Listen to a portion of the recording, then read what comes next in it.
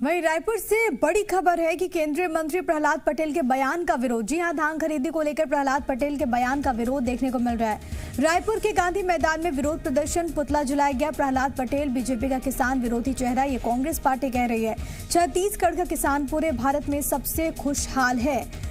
तो देखिए किस तरीके से ये जो पूरा मसला है वो लगातार गर्माता हुआ और यहाँ पर विरोध जाहिर कर रही है कांग्रेस पार्टी और ये कह रही है कि छत्तीसगढ़ का किसान पूरे भारत में सबसे खुशहाल है।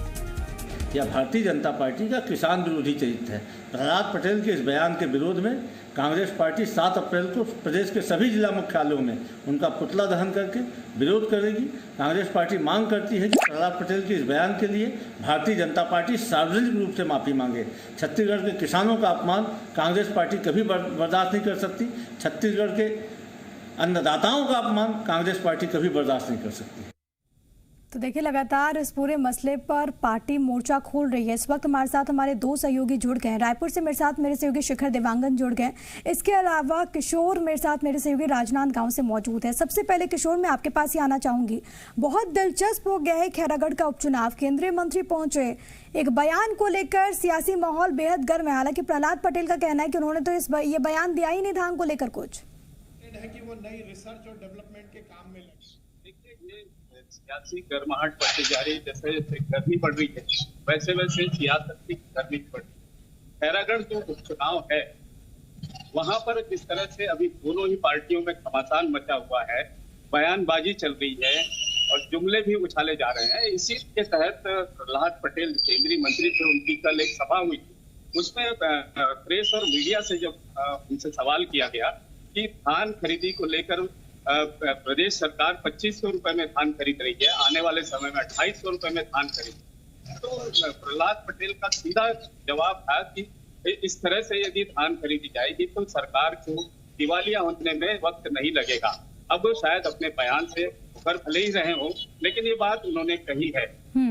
अब दोनों ही पार्टियां इस मामले में कांग्रेस उनसे कह रही कि वो माफी मांगे और प्रहलाद पटेल कह रहे हैं कि उन्होंने इस तरह का कोई बयान किसानों की धान खरीदी को लेकर नहीं किया है, वो माफी मांगे। लेकिन इस बयान को लेकर कांग्रेस में बवाल जरूर मचा है। आज पूरे प्रदेश स्तर पर कांग्रेस धरना प्रदर्शन कर रही है। प्रहलाद पटेल केंद्रीय मंत्री है, उनका पुतला दहन।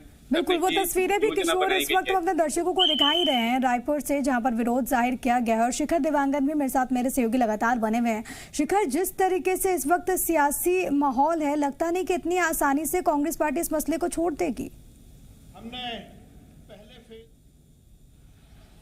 जी बिल्कुल प्रिया, खैरागढ़ चुनाव की अगर बात की जाए तो 12 तारीख को खैरागढ़ चुनाव की लेकर जो है मतदान किया जाएगा और ये जो पूरा जो घटनाक्रम है वो खैरागढ़ से ही शुरू होता है, क्योंकि खैरागढ़ में प्रहलाद पटेल पहुंचे हुए थे। खैरागढ़ उपचुनाव के जो प्रचार अभियान है उस पर वो शामिल होने के लिए पहुंचे हुए थे और इसी दौरान ये बयानबाजियां निकलकर सामने आई थी। चूंकि ये बयान निकलकर सामने आए हैं तो कांग्रेस ने हाथों हाथ ये बयान लिया है और पूरे प्रदेश भर में प्रदर्शन किया गया है। और ये एक तरह से अगर देखा जाए तो खैरागढ़ में किस तरह से रणनीति बनाई जाए, ये बयान जो है वो निकलकर सामने आया। उसके बाद इसी बयान के आधार पर खैरागढ़ को भुनाने की कोशिश की जा रही है। साफ तौर पे कहा जा सकता है कि किसान विरोधी बताने की कोशिश की गई है। और जो बयान निकलकर सामने आया है छत्तीसगढ़ सरकार को लेकर, जो प्रहलाद पटेल ने बयान दिया है कि दिवालिया होने की बात कही गई है, उसके बाद मुख्यमंत्री भूपेश बघेल का भी बयान आया। उन्होंने साफ तौर पर कहा कि किसानों को लेकर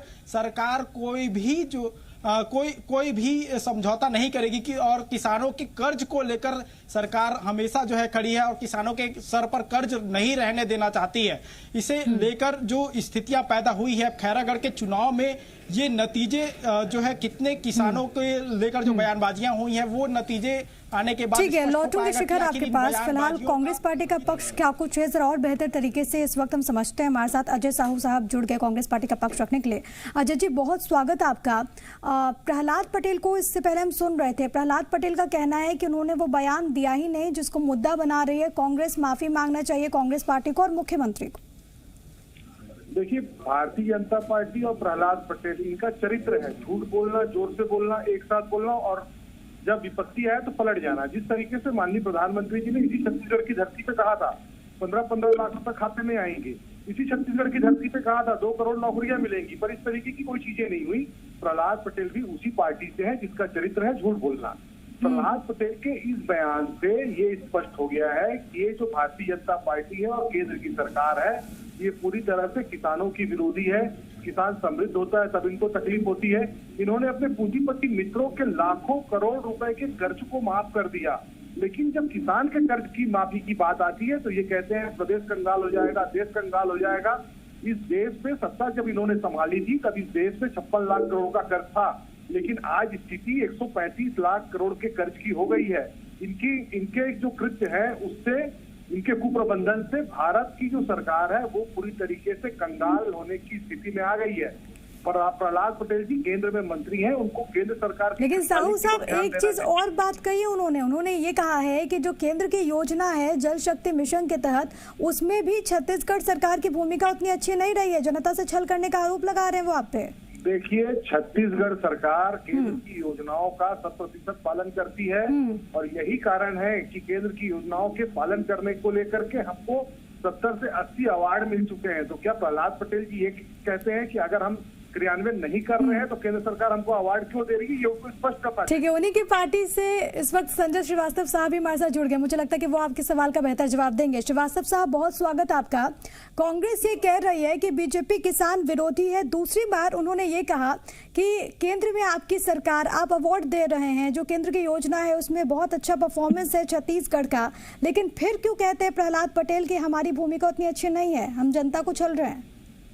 पहले मैं दोनों बातों का जवाब दूंगा, थोड़ा समय दीजिएगा। बिल्कुल। पहली बात, यदि अवार्ड की बात है, केंद्र सरकार अवार्ड देती है, केंद्र सरकार दे रही है ना, ये केंद्र सरकार की अच्छाई की बात है। यदि आप किसी क्षेत्र में काम कर रहे हैं तो अवार्ड मिलता है, लेकिन आप अपने वक्तव्यों को याद करो कि जब जब केंद्र की कोई गाइडलाइन आती है, केंद्र का कोई रिजल्ट आता है जिसमें आप बहुत पीछे रहते हैं, तो आप कहते हैं कि केंद्र हमको जानबूझकर बदनाम कर रहा है। इसलिए यदि अच्छा लगता है तो गलती होती तो उसको स्वीकार करने की भी आदत डालें। जैसे जीरो कट पावर में हमारा तमगा छिन गया, 2007 में रमन सिंह के समय था, लेकिन अब छिन गया। अब जीरो पावर कट की श्रेणी में हम नहीं आ रहे हैं। अब रहा किसान की बात, हम कहा कह रहे हैं आपको सरकार में आने के लिए आपने 2500 का वादा किया, क्योंकि आप 15 साल सरकार के बाहर थे। यदि नहीं करते तो आप फिर रहते। 2500 का वादा किया आपने ये कहा था कि 4 किस्तों में देंगे, साल में देंगे, नहीं कहा। अभी चौथी किस्त पेपर में छपा, मैं नहीं कह रहा हूँ, पूरे मीडिया को उठा के देख लें 2 दिन में कि चौथी किस्त में आपने 30 से 40% की राशि कटौती करी। आपने बारदाने का पैसा आप दे नहीं रहे हैं, गिरदावरी के नाम से आप रकबा काट रहे हैं। चोरी करने के लिए नहीं कहा गया था। 2500 रुपए पूरा दीजिए यदि आपने वादा किया है और किसानों ने यदि आपको समर्थन दिया तो पूरा पैसा देना आपका काम है। आप षड्यंत्र करके उनके पैसों की कटौती कर रहे हैं। और ठीक कहा प्रहलाद जी ने, शब्द बताइए आके चुनौती देता हूं मंच पर, आ जाए खैरागढ़ के मंच पर। कहा उन्होंने कहा कि 2500, 2800, 3000 नहीं देना चाहिए। एक नहीं, आप तो केवल षड्यंत्र करके, क्योंकि खैरागढ़ आप हार रहे हो और हार रहे हो तो आप तमाम प्रकार के कैसे बदनाम करें। तो कांग्रेस की तो आदत ही है कि कैसे लोगों को बदनाम किया जाए। संजय जी, एक सवाल का जवाब, क्या खैरागढ़ में किसान एक अहम मुद्दा रहेगा और ये धान खरीदी भी? जी, क्या बोले? क्या खैरागढ़ के इस उपचुनाव में किसान और धान खरीदी का मुद्दा इसको उठाएगी बीजेपी? बिल्कुल, किसान धान खरीदी और खैरागढ़ का जो इन्होंने वो किया है कि खैरागढ़ की तरफ ध्यान नहीं दिया, जिला नहीं बनाया, 3 बार बोलने के बाद जिला नहीं बनाया, ये तात्कालिक मुद्दे हैं। अभी 2 दिन पहले जो चौथी किस्त जारी की, इनको लगा चौथी किस्त जारी होने से किसान इनकी तरफ आ जाएंगे, लेकिन चौथी किस्त में किसान खड़ा है गाँव में कि मेरी 30% की राशि क्यों काटी गई, 40% की राशि क्यों काटी गई। यही किसान इनको निपटाएगा खैरागढ़ से। अजय साहू जी, जवाब दीजिए, जब वादा किया था तो फिर कटौती क्यों कर रहे हैं? कहीं कोई कटौती नहीं हो रही है। हमारी सरकार आने के बाद में किसानों ने किसानी की तरफ रुख किया है। जो किसान किसानी छोड़कर चले गए थे वो वापसी किए हैं। धान का रकबा बढ़ा है, धान की बम्पर पैदावार हुई है। जितना धान डॉक्टर रमन सिंह ने 15 वर्षों में नहीं खरीदा, उतना धान हमने 1,10,000 मीट्रिक टन धान खरीद करके हमने वर्ल्ड रिकॉर्ड। ठीक है सर, किसने क्या किया है, किसने क्या नहीं किया, वो आम जनता भली भांति समझती है।